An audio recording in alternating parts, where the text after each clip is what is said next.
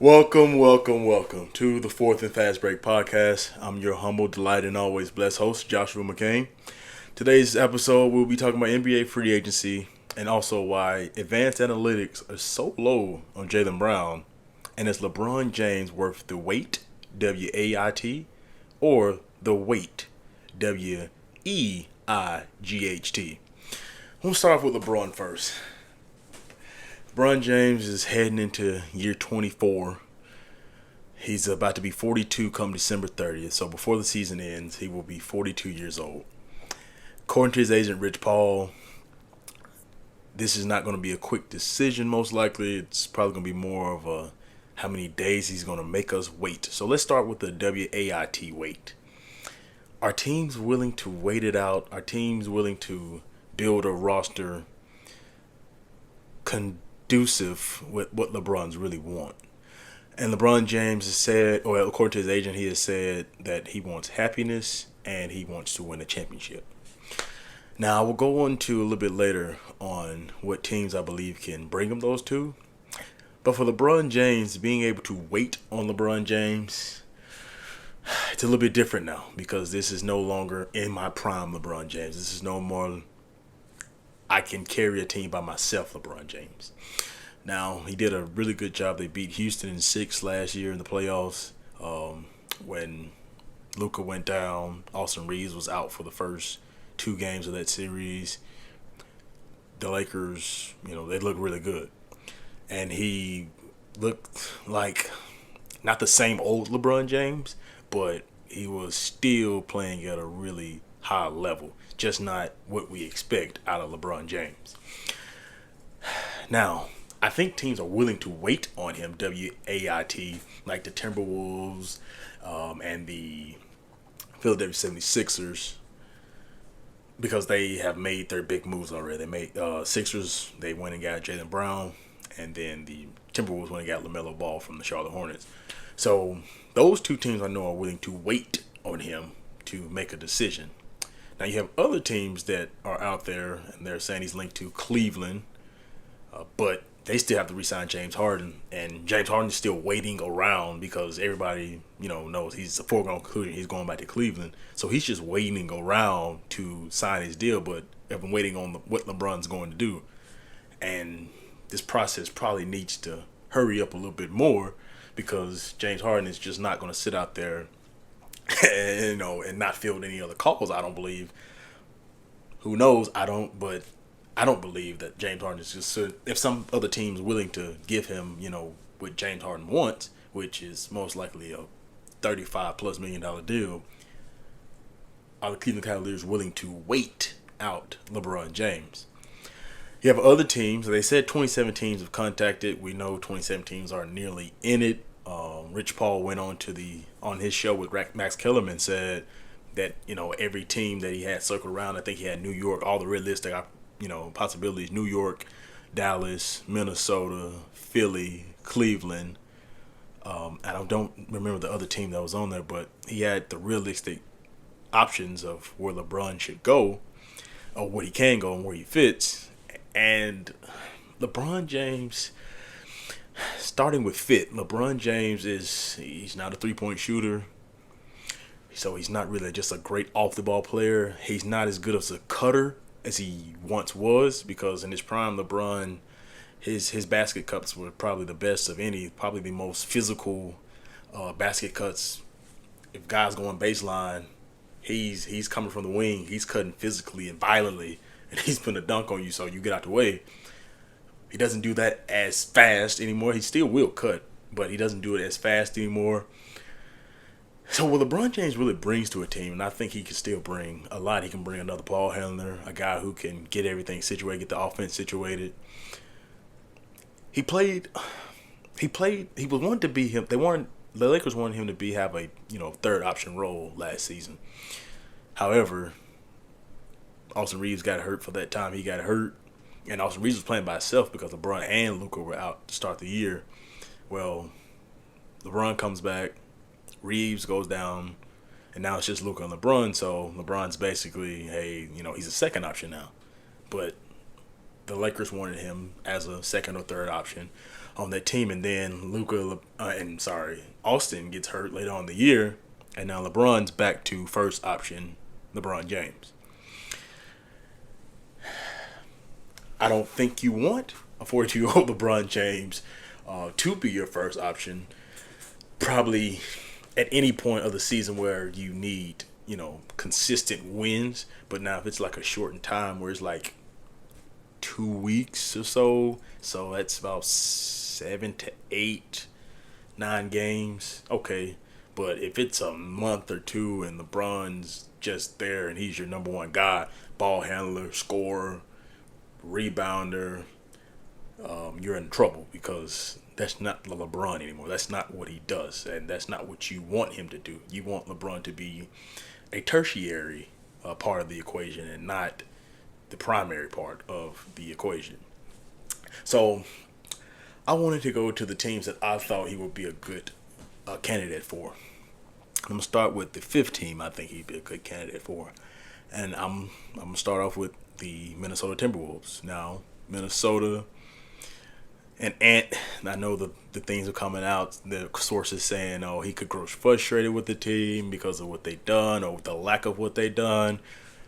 I don't believe that, but of course you can only take so much. Kevin Garnett stayed there for, 12, 13 years, didn't really get much help ever, won an MVP. And of course, history does tend to repeat itself. However, I don't think Ant was at that point yet. But him, LaMelo, Rudy, Jaden McDaniels, I think that's a pretty solid starting five. What LeBron can do for you, he could, get the offense situated. He still is tip-top shape, in his body and in his mind. He just isn't as fast going as he is doing with his mind. He's still sharp, but his body isn't quite doing it, the same way that it used to be. So I don't love the fit, but I can see it, working out. Because of the talent, LaMelo and LeBron, they're still all talented. The number 4 team that I think he would be a pretty good fit in, and Skip Bayless called it Golden State, but I'm going to go with Golden State. I think with Golden State, Draymond being what they call the hub of the offense and what he does and how he gets everybody, in gear, basically, in great spots, and he's top of the key. He's, DHOing, dribble handoffs. He's conducting, the orchestra. You put LeBron James in that spot, that's, Draymond can still do that, but you replace Draymond doing other things now and have LeBron doing what Draymond does at the top of the key, from the nail free throw line in. I mean, that's actually, that's perfect. And so I can see why, Golden State would definitely want LeBron, and LeBron James can still give you 18 to 20 points a game, most likely, in my opinion. I think he can. It'll go down with it, because Jimmy Butler will come back, most likely, if, that's where they want to go. Jimmy Butler will come back. So it wouldn't be, but Jimmy Butler doesn't really care about the regular season. So Jimmy Butler doesn't care about just scoring like that. So Butler's good with his 14 to 17 points he may give you. We know Steph is still going to be a lights out shooter. He's still going to give you 24 to 26 points a game. So I think Golden State, you replace Draymond. Draymond's still going to be on the team, but you replace what Draymond does for Golden State and put LeBron in that spot. I think that's a darn good fit. Number 3 team, and a team that nobody's talking about. I think he would be perfect in this spot, and that is the Detroit Pistons. Detroit Pistons need another ball handler. And yes, you would think, well, we want a secondary ball handler that can take the pressure off of Cade, and he can go get buckets. Because Cade did play some off ball at times last year, but he was just giving the ball up for the heck of it. Just, hey, Asar, go do this, or hey, Tobias, go do this. But Tobias is going to score. Asar is going to look to pass, most likely. Cade is looking for both. So just getting him off the ball for the heck of it didn't do anything for our offense. So LeBron James get into that role of, hey, okay, it's no longer Tobias here. It's LeBron. Hey, Bron, hey, go get it. I'm cutting, I'm cutting weak side. I'm screening. I'm getting in the corner. You drive. I cut. I jump back out, wing, whatever. And now you can open it up for other players. And then Jaylen Brown, LeBron can still throw lobs. So Jaylen Brown, a big lob threat that he is, he would also do good from having now LeBron in there instead of just another guy that's just getting the ball in his hand, but he's not doing anything with it. And LeBron James would be I think, in my opinion, would be an excellent fit for the Detroit Pistons. And not just because it's my team. I think, this would be really good for LeBron as well. The number 2 team that I say that LeBron James would be really good with, and that is the Cleveland Cavaliers. And this is not really a fit thing. This is just, hey, this is about to be my last year. I'm most likely done after this year. Maybe he does another year after this one coming up one. I don't know, but it's just a perfect send off. You got Mobley, you got Allen, so backline defense, you're feeling good with that because LeBron James he's a little step slower, but he still was the best perimeter defender the Lakers had last year. That stayed healthy because Vando's probably the best perimeter defender, but LeBron James, that guy that stayed on the court. Cleveland's not just the greatest fit in terms of personnel-wise, but storybook ending. They still have really good players. You add him on there, they still basically have the same team. You add LeBron in there. I know they lost Dean Wade, but LeBron James, it's LeBron James, and be back in Cleveland one more time, finish it off. Great storybook ending.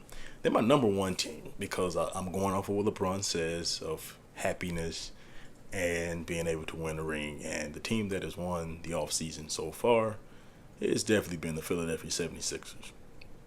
They just got Jaylen Brown, who we'll talk about here in a minute. Got Jaylen Brown, Joel Embiid. He don't even have to play a whole season. Like Joel Embiid, just be healthy by playoff time and you're good. Tyrese Maxey, one of the better young guards in the league, even though I have my doubts about Tyrese Maxey when it comes to, long-term being the type of player he is, but I'll talk about that another day. So the Sixers and then VJ Etzcombe, who is a really good young player, and I think he's just going to get better. LeBron James can really go back there and just be very cool. Like he can go to Philadelphia and say, he can just really look over his career in Philadelphia. And when I say that, he can sit back and say, hey, I got Embiid here. The offense where it bogs down, hey, Embiid get on the block because he can still do that. We saw that Game 5 when he dominated Nikola Vucevic in that first round series versus the Celtics. He went to the block 4 or 5 straight times and just dominated. Okay, hey, I'm going to give Jaylen Brown, give him a chance to do your thing in the mid-range. Do your thing one-on-one ISO. Oh, that's not working? Hey, Tyrese Maxey, blow by your guy. Get somebody open. Play make for somebody else. Get somebody open shot. That's not working? VJ Etzcombe. Spray some threes in the guy's face. I don't really have to do a whole lot. In totality, I can be happy and I can be fine in my role. And you can still win because on paper, that's a pretty good team. On paper, I think they have, in terms of talent, the best roster in the East, especially if you add LeBron. So those are my 5 teams that I think LeBron James would be a really either good fit in or they fit, what he wants to do in terms of happiness and winning a championship and still competing for championships. So my next topic, I want to talk about Jaylen Brown. In the last week, they have been hearing some things about Jaylen Brown that is crazy, and some of them are right. According to Brian Windhorst, the Celtics thought Derek White was more valuable to the Celtics last season. And don't get me wrong, Derek White is a good player. He plays his role really well. Even with Boston, Team USA, he has played his role very, very well. and he does everything that's asked of him. Really good rebounder. He can block shots, can make threes.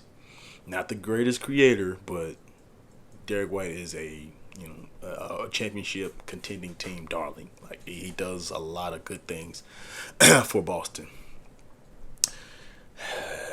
However, he is not better than Jaylen Brown. I don't even think he's more valuable than Jaylen Brown. I personally did not think Jaylen Brown should have gotten, like MVP votes. I didn't think he was a first team All NBA player over the 5 guys that end up getting it, because throughout the season and the totality of what those 5 players did, Wemby, Shea, Jokic, Luka, and Cade, I thought what those 5 guys did record-wise and what they did for their team, I think it was a little bit better than Jaylen Brown did for his team, because Jaylen Brown wasn't a consistent playmaker. He wasn't consistent, I'm going to get other guys open guy. He could do it, but he was hey, I'm going to get a bucket, and, you guys, you hop on my back. You know what I'm saying? But this thing with analytics and how they're coming out and saying he's in the range of 40 to 60 when it comes to, analytics. Like he's the 40 to 60th best player when it comes to analytics. And I get it. Analytics, they matter. People who are saying, oh, I'm just going to be an eye test guy. Analytics in professional sports matter, because analytics basically tell you that's your scouting report. You know what I'm saying? Like, if this guy shoots such and such on drives going left, you're going to say, hey, I'm going to force him right. If his true shooting percentage is 70%, even his field goal percentage, if it's 58% going left, but it's 45% going right, his true shooting percentage is 58 going right, I'm going to force him right. I'm not going to let him get left. So analytics basically is scouting reports for other teams. And in not only scouting reports, it's scouting reports for front offices when it comes to contract time. It's a pretty big deal in every sport. Baseball, basketball, football. It is very, very, it's a key thing. And analytics isn't really a new thing. They just put new terms on it. They're calling it different things. LeBron and was it BPRM? Big letters and acronyms, but it's really not anything just crazy. But they've used analytics for a long time. You watch film, you say, like, if you be an eye test guy or a numbers guy, it doesn't matter. They all line up. You sit down and watch film and say, this guy is 70% of his baskets are coming from the inside the paint. And if he goes over his left shoulder, it's at 72%. He goes over his right shoulder, it's at 68%. You're going to make him go over his right shoulder. That's basically analytics. In my opinion, all that is scouting reports. And then, so I think for Jaylen Brown, is he a top 10 player in the NBA? That's one that I think I defer from other people. I don't think he is a top 10 player in the NBA. But when they say analytics is saying he's at 40 to 60, I can't get with that one, because he is not in the range of 40. There's not 39 other players better than Jaylen Brown, 39 to 59 other players better than Jaylen Brown. That's ludicrous. That is just not, that don't make sense. Now, Jaylen Brown took 36 shots per 100 possessions and generates only 13 potential assists per 100 shots. So, yes, he is not a great passer. We all know that. Like, you can watch the game and say Jaylen Brown's not a great passer. However, when I'm sitting down and watching Jaylen Brown, he does take a lot of tough shots. And I get it. He takes a lot of tough shots, and he will never be an analytical darling. But he's still a bucket getter. He shot 57% true shooting percentage. He's still a guy who can get a bucket. And at the end of the day, No matter if you're watching, no matter if it's analytics is on your mind or you're just watching with your eyes. Kevin Durant said it best. The point of basketball is to put the ball through the hoop. That's the point of basketball. That's the only way you're going to win. Yes, you can play hellified defense. If you do not put the ball through the basket, you will not win. You can have the number one defense by any stretch of the imagination. You can have it by regular statistics, advanced statistics, double advanced statistics, advanced plus statistics. If you're not scoring, it's going to be tough. As you see, the Pistons had one of the best, defense, had the second best defense in the league this year, and got put out second round because got to game 7 and could not score. So my thoughts on Jaylen Brown is I think the analytics community, they have points, but to just say there's all these different guys that are better than him, it's just not true. And even impactful, I still don't think it's true because putting the ball in the basket is the number one thing in basketball. Scoring points is the number one thing in football. Getting runs is the number one thing in baseball. The only way you can get points, you have to play offense. So I thank you guys for listening today. And we'll be coming back hopefully Wednesday with another episode. Until then, take care of yourselves and each other.